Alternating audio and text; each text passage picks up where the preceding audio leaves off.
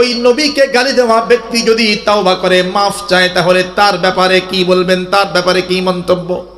উলামায়ে কেরামগণ সবাই একমত, নবীর বিরুদ্ধে কেউ যদি গালাগালি কইরা তারপরে তাওবা করতে চায় তার তাওবা পর্যন্ত কবুল করা হবে না, তাওবা পর্যন্ত কবুল হবে না।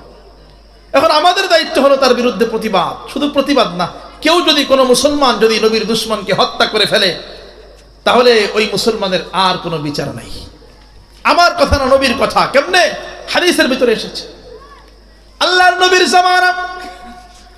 নবীর জামানায় একজন অন্ধ সাহাবীর একজন দাসী, ওই অন্ধ সাহাবীর দাসী সদা সর্বদা আল্লাহর নবীর বিরুদ্ধে কটূক্তি করত, খারাপ ভাষায় মন্তব্য করত, আল্লাহর নবীরে গালাগালি করত, আল্লাহর নবীর বিরুদ্ধে কথা বলতো।